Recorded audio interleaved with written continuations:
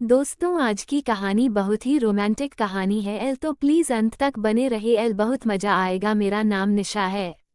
मैं 28 साल की बहुत ही खूबसूरत महिलाओं में एक हाउसवाइफ हूँ एल, और दिल्ली में रहती हूँ।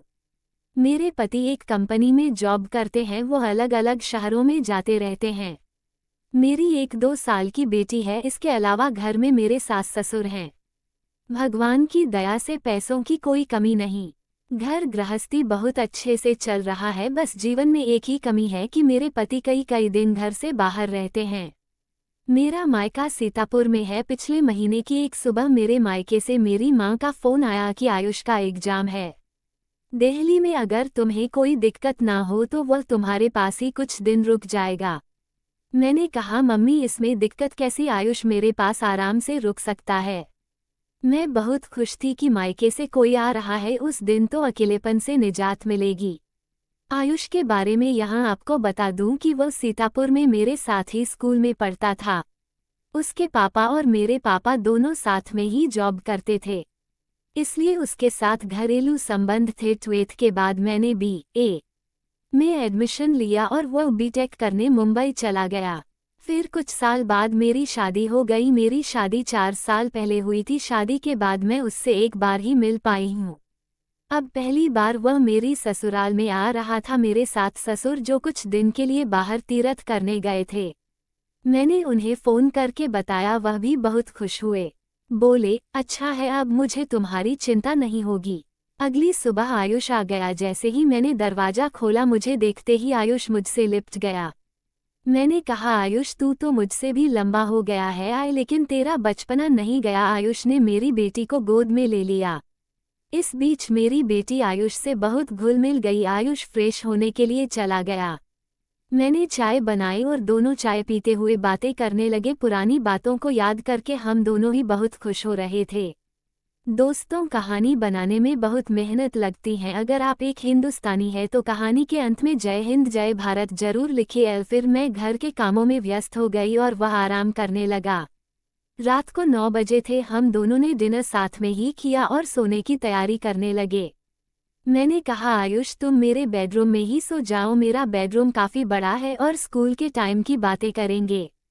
आयुष बोला, ठीक है, जैसा तुम कहो। डबल बेड पर एक कोने पर मैं लेट गई और एक कोने पर आयुष लेट गया और बीच में मेरी बेटी। आयुष मेरी बेटी के साथ खेलने लगा।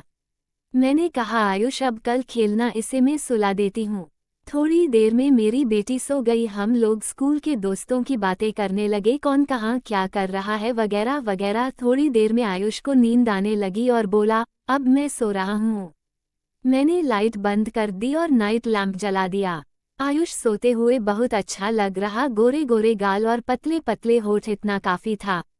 मुझे भटकाने के लिए मैंने अपनी बेटी को किनारे किया और आयुष की बगल में लेटकर उंगलियां बालों में फिराने लगे। शायद वह गहरी नींद में था, इसलिए हिला भी नहीं। मुझे उस पर बहुत प्यार आ रहा था। मेरे हाथ उसके गालों से होते हुए सीने तक पहुंच गए। मैं अपनी उंगलियां छाती पर फिराने लगी। थोड़ी देर के बाद मैंने हाथ हटा लिया। आयुष बोल पड़ा, प्लीज़ ऐसे ही करती रहो, अच्छा लग रहा है। मैंने हंसते हुए कहा, बदमाश, मैं तो समझी कि तुम सो रहे हो। अरे बोला, सो ही रहा था पर तुमने जगा दिया। मैं फिर उसकी छाती पर उंगलियां फिराने लगी। अब मेरा हाथ छोड़ो, मुझे देखने दो। आयुष ने मेरा हाथ छोड़ दिया। मैं धीरे धीरे अपना हाथ नीचे ले गई। मुझे जोरदार करंट लगा। सच में आयुष अब बच्चा नहीं रहा। ओ माय गॉड, मेरी आंखें फटी की फटी रह गई। आयुष बोला, क्या हुआ? मैंने कहा, तुम तो सच में अब बच्चे नहीं रहे, तुम तो बहुत बड़े हो गए। मैं अंदर तक तैयार हो गई। मैं तो सपने में भी नहीं सोच सकती थी कि तुम इतने बड़े हो जाओगे। आयुष बोला, तुम भी तो पहले से बहुत बदल गई हो। मैंने कहा, कैसे? तो बोला, तुम भी पहले से डबल हो गई हो। उसकी बातों से मुझे कुछ होने लगा। मैं अपना मुंह उसके कान के पास ले गई और बोली, तुम्हारी कोई गर्लफ्रेंड है? तो वो बोला, नहीं। फिर तो मुझे ही सब सिखाना पड़ेगा। मैंने शुरू किया और बिल्कुल धीरे से पूछा, कैसा लग रहा है? तो बोला, बहुत अच्छा। मैंने उसके कान में धीरे से पूछा, आगे करना है? आयुष का चेहरा एकदम लाल हो गया, एकदम चुप। मैंने फिर पूछा, इस बार वह बोला, मुझे कुछ नहीं आता। मैंने कहा, कोई बात नहीं। उसे बहुत शर्म आ रही थी। आयुष मेरा गोरा शरीर देखकर बोला, तुम तो बहुत सुंदर हो। फिर वह सहलाने लगा। मेरे अंदर आग लगने लगी। कई दिनों से मैंने आनंद नहीं लिया था। आयुष के शर्म अब कम हो गई थी। वो गालों को सहलाते हुए बोला, ये तो कमाल के हैं कि तुम्हारे तो बिल्कुल हीरोइनों के जैसे हैं।